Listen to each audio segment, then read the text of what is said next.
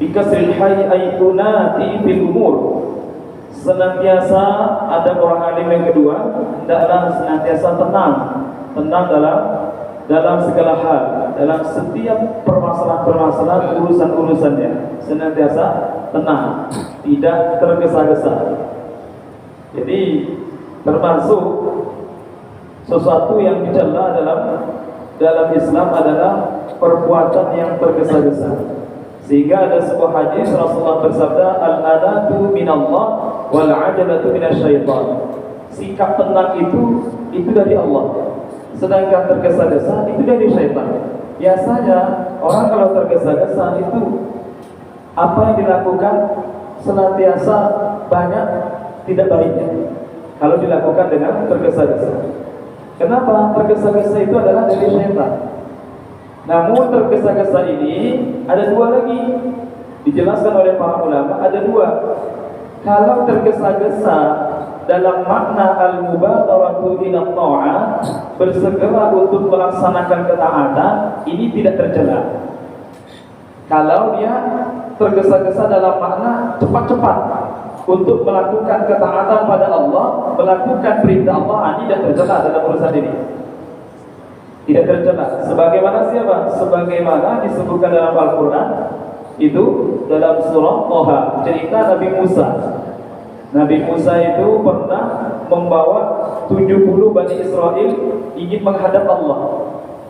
Nah, ketika Nabi Musa membawa Bani Israel sebanyak 70 itu, umatnya yang sisanya itu ditinggalkan karena 70 ini hamba-hamba pilihan. Jadi katakan wali-walinya, orang-orang memang istimewa yang diizinkan teman Nabi Musa berjumpa dengan Allah, berdialog dengan Allah di Bukit Tur Sina. Yang tertinggal 600.000 lebih bersama Nabi Harun. Jadi Nabi Musa menitipkan umatnya kepada Nabi Harun, yang saat itu jumlahnya ratusan ribu. Ketika ditinggal oleh Nabi Musa, itu umatnya sebanyak 600.000. Itulah yang disesatkan oleh Samiri yang membuat patung anak sapi yang disembah. Yang tidak nyembah hanya 12.000, yang nyembah 600.000. Yang 70 ikut Nabi Musa ke Bukit Tur Sina. Nah, yang menariknya, Nabi Musa ketika pergi ke Bukit Tur Sina, itu Nabi Musa itu agak cepat sampai tertinggal itu. Yang 70 orang itu tertinggal, sehingga ditanya oleh Allah, wa ma a'jalaka 'an qaumika ya Musa? Apa yang menyebabkan engkau Musa cepat-cepat sekali sehingga tertinggal kaummu yang 70 itu yang ingin bersama denganmu? Maka Nabi Musa jawab, qala hum ulai 'ala athari wa 'ajiltu ilaika rabbi litardah. Ya Allah, kaumku yang 70 yang ingin menemaniku itu ada di belakang. Jadi Nabi Musa duluan berangkat ingin menghadap Allah. Alasannya apa? Wa ajiltu ilaika rabbi litardah. Ajala wa ajiltu ilaika rabbi litardah. Aku bersegera ingin cepat-cepat karena rindu ingin bertemu dengan engkau, supaya engkau semakin aku cepat menghadap kepada engkau, menerima perintahmu, semakin ridho kepada engkau. Jadi tujuan ingin bersegera cepat-cepat Nabi Musa itu bukan karena tanpa alasan, ada alasannya, supaya lebih diridhai oleh Allah Subhanahu wa taala. Nah, kalau dalam hal ini tidak tercela, bahkan mahmudun, ini terpuji, bersegera melakukan perintah Allah. Berkumandang azan, Allahu Akbar, Allahu Akbar, langsung bersegera. Tidak apa-apa nih, bersegera dalam urusan menjalankan ketaatan. Terus bersegera yang seperti apa yang dari syaitan yang tercela, yaitu al-ajalatu fi nafsil ibadah. Al-ajalatu fi nafsil ibadah, tergesa-gesa ketika menjalankan ketaatan. Kalau ingin melakukan ketaatan bercepat-cepat itu bagus. Yang dicela itu ketika menjalankan ketaatan. Nah, menjalankan perintah ketika sudah melaksanakan ketaatan itu yang dilarang tergesa-gesa. Sembahyang tergesa-gesa. Kalau bersegera cepat-cepat untuk melakukan sembahyang, untuk melakukannya itu bagus. Tetapi pas dalam ritual ibadahnya, dalam pelaksanaan ibadahnya, itu yang dicela. Tergesa-gesa melakukannya. Itulah yang dari syaitan itu.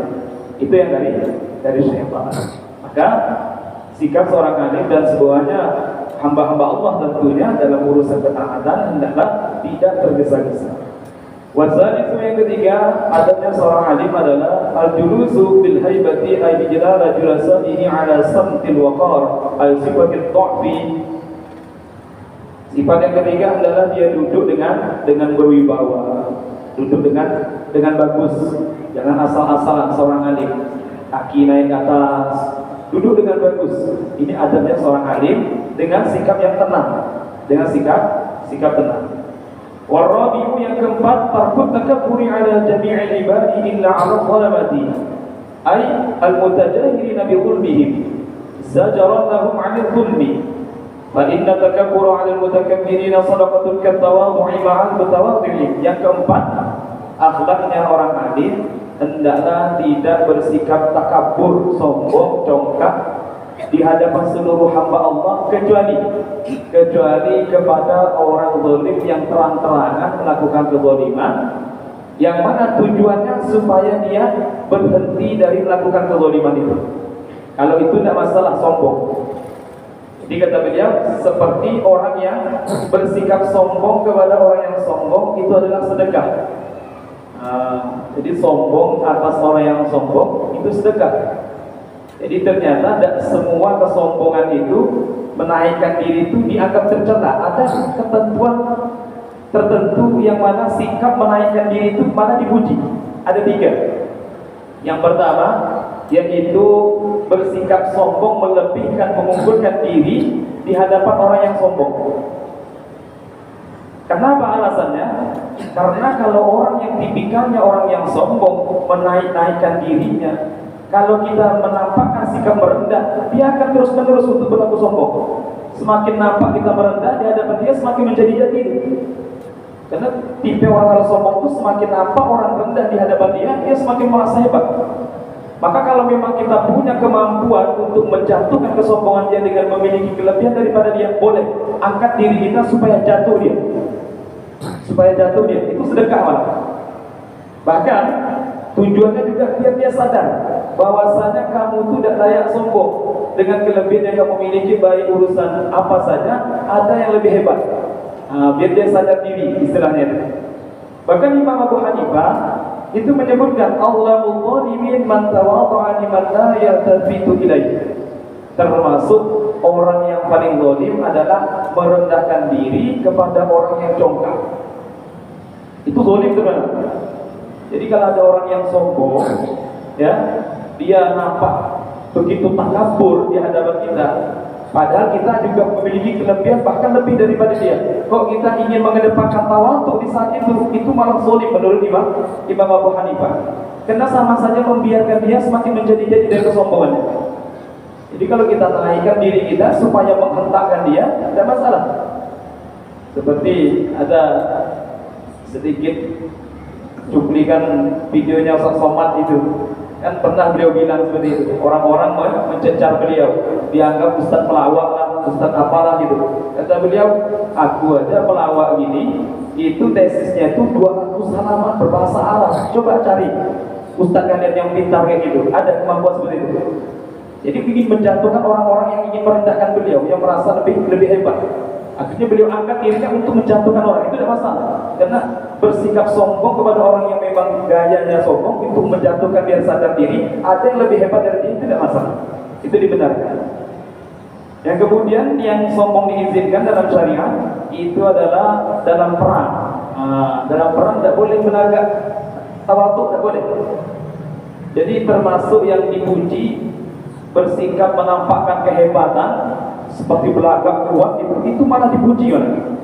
Malah dianjurkan kalau ketika perang itu meringkis, itu dianjurkan malah. Jadi justru tampakkan.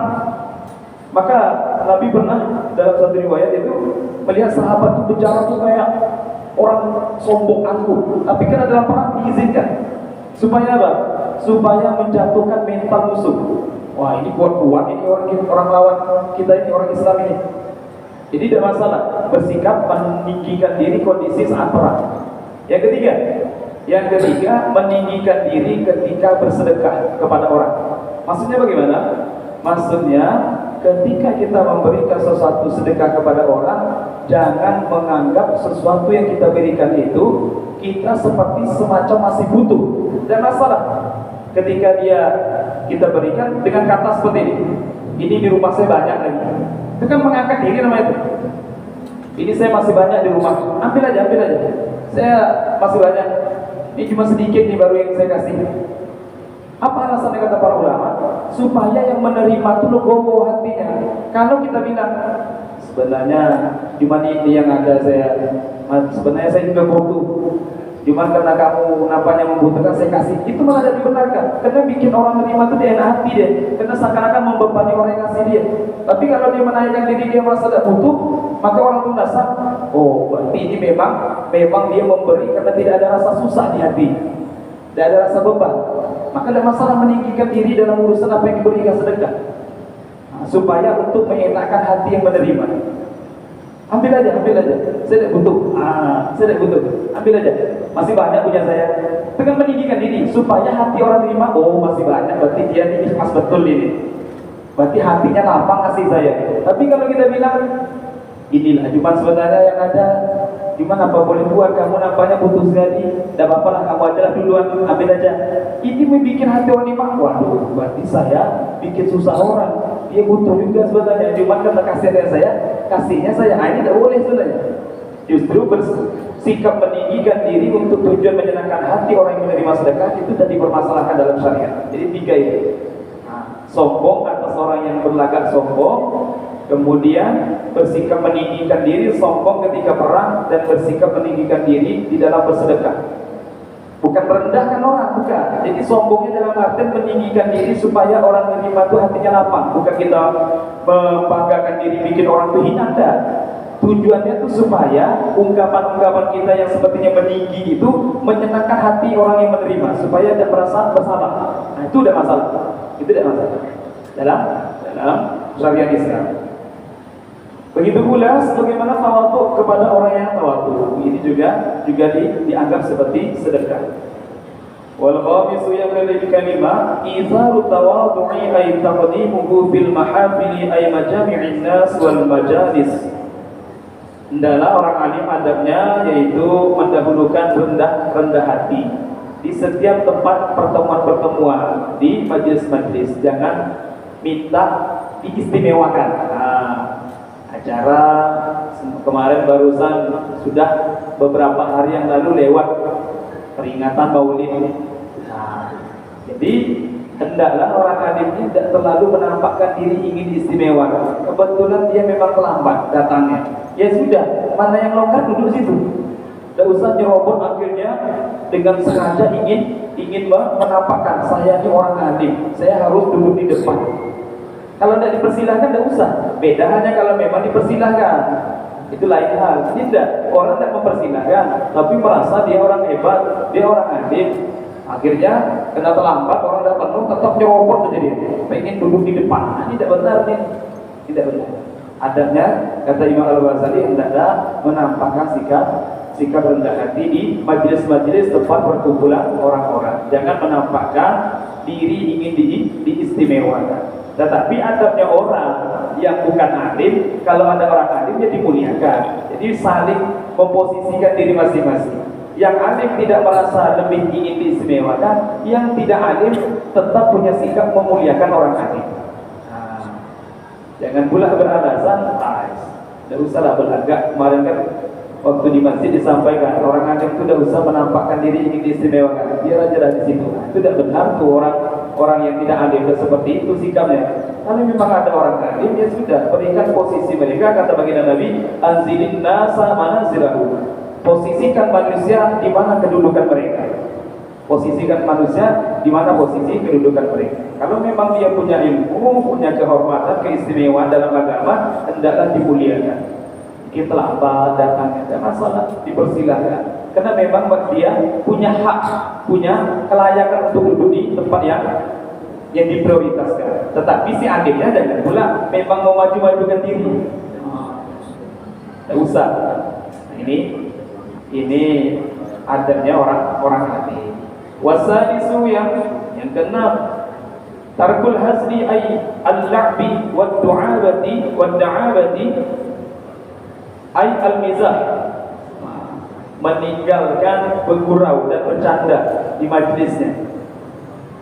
Jadi ternyata tidak dianjurkan dalam majlis orang alim itu, dalam majlis ilmu ya, itu banyak bergurau, banyak bercanda, itu tidak termasuk bagian ajarnya orang alim, kata Imam Ghazali. Tarkul hazli, dia meninggalkan al-hazl, maksudnya al-la'ab, bermain-main di majlisnya itu. Banyak bersenda gurau, bermain-main, berkelakar-kelakar, habis full ketawa aja. Habis majlisnya itu untuk sia-sia saja. Pokoknya yang di majlis itu ketawa habis, tidak ada lagi keseriusan. Ini hendaklah ditinggalkan, kata Imam Al-Ghazali, bagi seorang alim. Kenapa? Ada sebuah hadis dalam kitab Tanqihul Qaulil Hadis itu, Bapak Ibu, Rasulullah dalam riwayat Sayyidina Abu Hurairah bersabda, "Idza tahaddatsa al-'alimu bi'ilmihi wa lam yadkhulhu hazlun wa la laghwun, khalaqallahu min kulli kalimatin dha'in fadhi malakan yastaghfirullah lahu wa lisamihi ila yaumil qiyamah." Bila mana seorang alim sudah mulai berbicara ilmu di majlis dia, walam yadkhulhu hazlun wala laghun, dan di majlis ilmunya tidak dicampuri dengan canda gurau dan perkara sia-sia, maka nanti fadilahnya saudara Rasulullah, Allah ciptakan dari setiap kalimat yang keluar satu malaikat, yang malaikat itu memohonkan ampun untuk si alim dan yang mendengarkan majlis ilmu itu sampai hari kiamat. Jadi didapat kalau di majlisnya itu dengan syarat lam yadkhulhu hazlun wala laghun, tidak memasukkan senda gurau, candaan, ketawa habis-habis dan perkara sia-sia di majlisnya. Kalau sudah masuk itu tidak dapat. Kalau sudah masuk itu tidak dapat. Ini dalam pemahaman yang disebutkan oleh Imam Al-Ghazali. Terus bagaimana kalau ada satu majlis yang di situ sedikit menghibur dengan tujuan memang supaya orang tetap senang dengan majlis ilmu? Ada lagi yang punya pendapat seperti ini. Contohnya siapa? Contohnya di Jawa itu murid senior, murid spesialnya Kiai Maimun Zubair Al-Marhum yang dikenal dengan Gus Bahar. Itu tipikal gaya bawaan dia dalam majlis ilmu dengan lebih dibawa rileks, banyak seperti guyon kata orang Jawa. Apa alasan beliau? Ada alasan lagi. Di akhir zaman, kata beliau, di akhir zaman jangan sampai majlis ilmu itu dibuat jenuh sehingga orang malas untuk hadir. Maka dibuatlah sesuatu yang menarik supaya orang betah. Yang penting dalam penyampaian guyonnya itu tidak ada unsur dusta. Kalau dusta, bergurau dia di majlis itu, sampaikan cerita-cerita bohong, itu bukan lagi tercela, bahkan ada ancaman. Rasulullah bersabda, "Wa yudhilladzi yuhadditsu fayakdzibu liyudhika bihal qaum." Celakalah, celaka wail bagi orang yang berbicara di hadapan orang kemudian disisipkan perkataan-perkataan bohong, tujuannya supaya orang tertawa dengan ucapan dia itu, maka dia diancam neraka wail. Kalau memang dusta. Nah, kalau memang dusta. Kalau jujur bagaimana? Kalau perkataannya hak. Perkataannya hak yang kembali kepada tadi itu. Kalau sebagian ulama yang berijtihad seperti tadi yang dipahami oleh murid Mbah Yai Maimun Zubair, ya masuk akal juga itu. Di akhir zaman ini kalau sebagian orang dan semuanya yang betah di majlis yang serius menentang itu. Nah, makanya kita sebagai orang awam, sebagai orang umum, jangan cepat-cepat langsung memvonis, suuzon dengan ada orang alim yang sikapnya seperti itu dalam majlisnya. Kalau kita lihat beliau, masya Allah, kadang biasa tertawa lepas gitu. Karena masing-masing punya hujah. Yang penting, kata para ulama, kita ini ada hujah, dalil, alasan nanti kalau di akhirat ditanya oleh Allah. Itu aja sebenarnya. Kamu kenapa seperti ini? Alasannya seperti ini. Kenapa kamu seperti ini? Alasan seperti ini. Itu aja, kata Imam Syafi'i, simple. Hidup ini di dunia satu saja, jadi prinsip kita. Apa yang kita buat ada jawaban nanti kalau ditanya oleh Allah di akhirat. Nah, karena kalau melihat seperti ini, kita nanti takut langsung memvonis. Wah, berarti bahaya ya. Orang yang di dalam majelisnya banyak ketawa, banyak bergurau gitu. Ya, tapi kalau memang membuat majelis lalai, akhirnya orang lupa adab dalam majelis, lupa akan tata krama dalam majelis, akhlak adab dalam majelis, ya bisa saja itu bermasalah. Nah, Sedangkan sabda Nabi tadi memang ada ketegasan. Kalau ingin mendapat keutamaan dalam majelis ilmu itu, Allah ciptakan satu malaikat dari setiap kalimat orang yang berbicara tentang ilmu itu memohonkan ampun untuk dia dan yang mendengarkan. Ya syaratnya memang agak ekstrim seperti itu. Yaitu walam yadkhulhu hazlun wala laghun. Tidak memasukkan dalam majelis ilmu dia itu hazlun. Hazlun itu bergurau, bercanda-canda, dan laghun, perkara yang sia-sia. Perkara yang sia-sia. Baik. Kemudian wasami'u Bapak Ibu dirahmati Allah, ada bagi orang yang alim. Yang ketujuh, arifku bil muta'allimi ay fi ta'limihi wa ta'anni bil muta'arrifi alladzi la yuhsinu su'ala wa yad'i ilma wa la ya'lamuhu bi an tusina 'alaihi bi ahwalika wa ahwalika. Yang ketujuh, adabnya orang alim hendaknya berkasih sayang kepada santrinya, kepada yang belajar kepadanya ketika mengajarinya, dan bersikap tenang kepada ada mungkin santri atau murid yang tertentu yang dia ini kalau bertanya tuh sikapnya seperti arogan. Bertanya tuh kadang tidak tahu etika, tidak tahu tata krama. Kemudian padahal dia itu tidak tahu tapi gayanya sok tahu. Nah, ini kata Imam Al-Ghazali, tetap bersikap kasih sayang dengan mereka. Tetap berkasih sayang dengan mereka. Jangan berubah. Kemudian yang ke-8, wasaminu yang ke-8, adabnya bagi orang alim islahul baligh bi husnil irsyad ay at-ta'lim. Hendaklah memperbaiki, membimbing orang yang baligh. Baligh itu bahasa kita bebal. Baligh itu dah lebih daripada orang yang jahil. Jahil itu sekedar tidak tahu, tapi kalau dikasih tahu masih nyambung. Kalau baligh itu dikasih tahu pun masih tidak paham. Berarti bahasa Melayu, kalau bahasa kita Indonesianya bebal, sangat bodoh.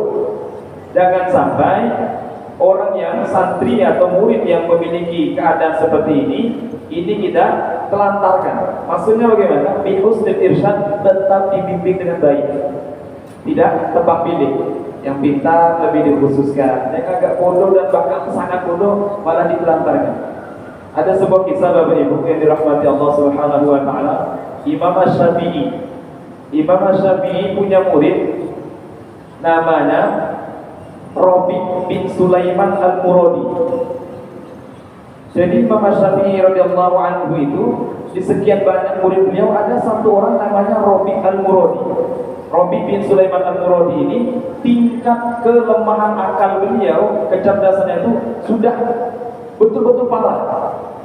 Dalam riwayat itu kalau Imam Syafi'i dalam majlis menyampaikan ilmu, kawan-kawannya paham, dia sendiri tidak paham.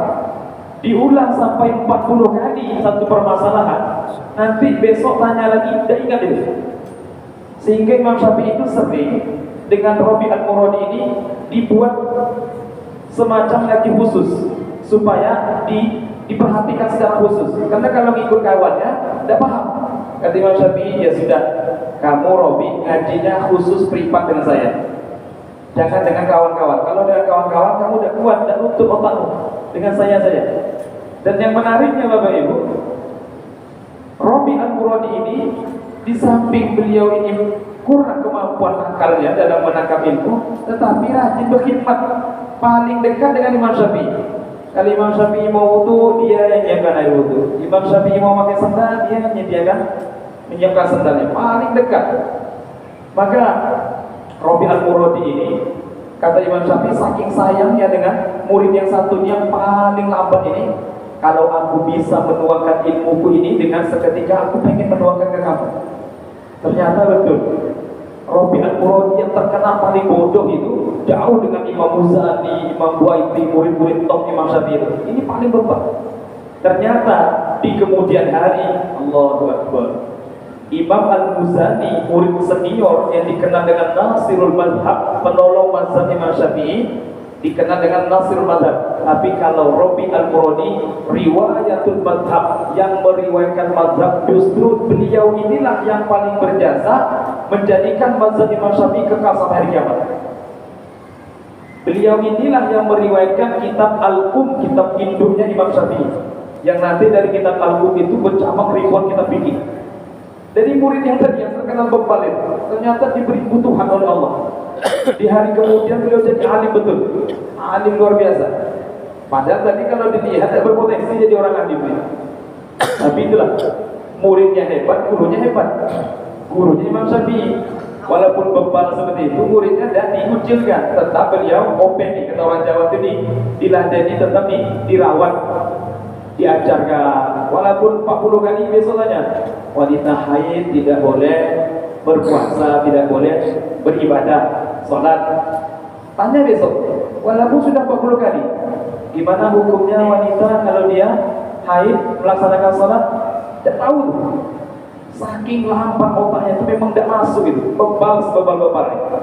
Tapi Masya Allah, berkah hikmah dengan guru dan gurunya ikhlas mengajarkannya, justru inilah murid yang paling berjasa menjaga Masjid Imam Syafi'i. Jadi kalau kita nanti pernah melihat Bapak Ibu, sanad guru-guru kita, Masya kita, bikinnya ke Imam Syafi'i, nanti nyambung gitu. Terus Rabi al-Muradi an Imam Syafi'i. Ya Allah, jadi justru sanad keilmuan riwayat mazhab Syafi'i ini murid yang tadi yang paling bebal itu. Ya Allah, jadi seperti itu. Imam Syafi'i memberi contoh ini, adab yang ini, yaitu tetap bersikap baik, membimbing dengan baik santri yang murid yang walaupun terkenal sangat bodoh. Wadasimu yang ke-9 tarkul jardi ay al-ghadabi wa ta'rif alaihi al-badid.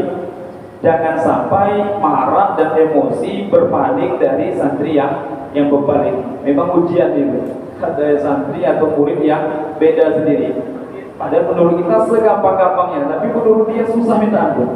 Maka adabnya kata Imam Al-Ghazali, tetap jangan marah dan jangan sampai mempermalukan dia, memperkucilkan dia dari yang lain, dari yang lain. Wal ashiru yang ke-10 tarkul anfati ay al-istikbar wal imtina wal istihya min qawli la adri aw min qawli wallahu a'lam idza lam tadhhar lakal mas'alatu aw lam ta'lam. Yang ke-10 adabnya orang alim. Ini yang paling berat ini. Termasuk yang paling berat. Apa itu? Jangan sampai merasa enggan dan malu mengatakan aku tidak tahu. Jangan sampai orang alim, kata beliau, itu segan, enggan, merasa malu mengatakan ketika ditanya orang, aku tidak tahu. Kalau memang tidak tahu, kata Imam Al-Ghazali, ya sudah katakan, wallahu a'lam, tidak tahu. La adri, tidak tahu.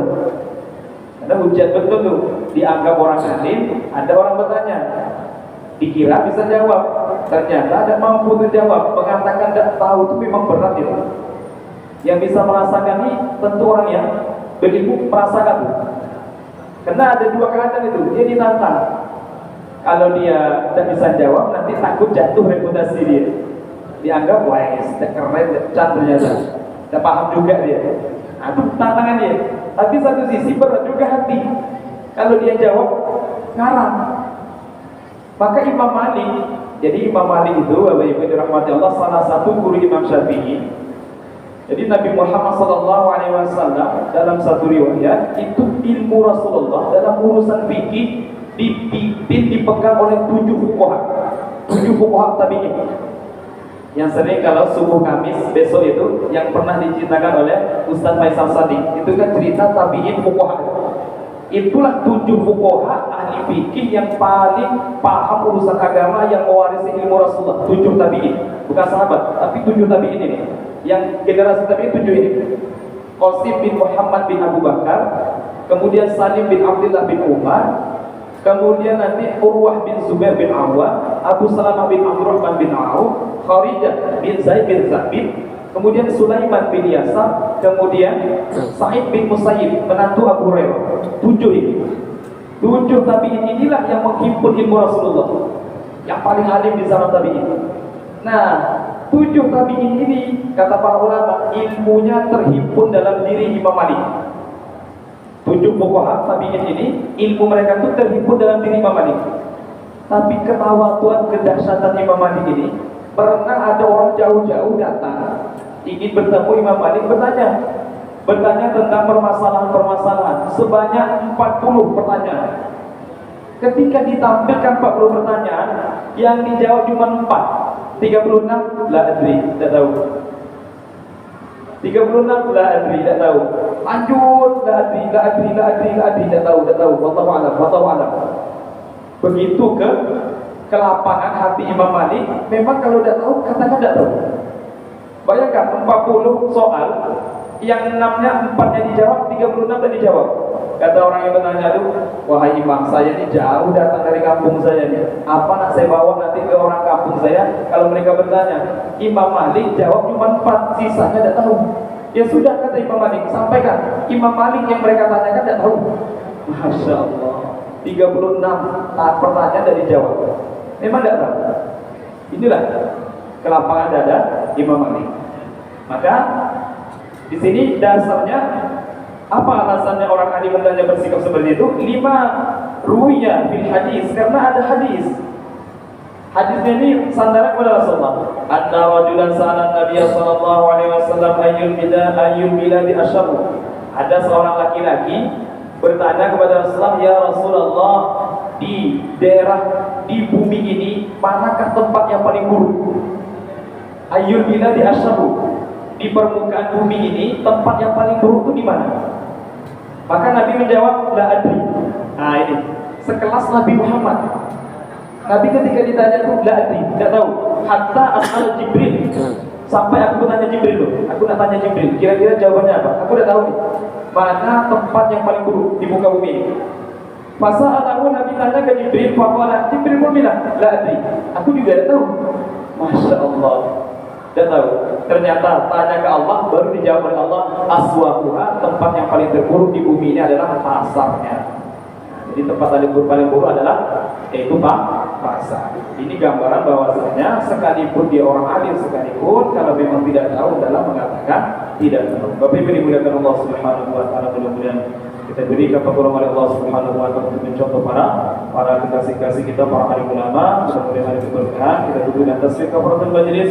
Subhanallah wa bihamdihi, subhanakallahumma wa bihamdika, asyhadu an la ilaha illa anta, astaghfiruka wa atubu ilaik. Bismillahirrahmanirrahim.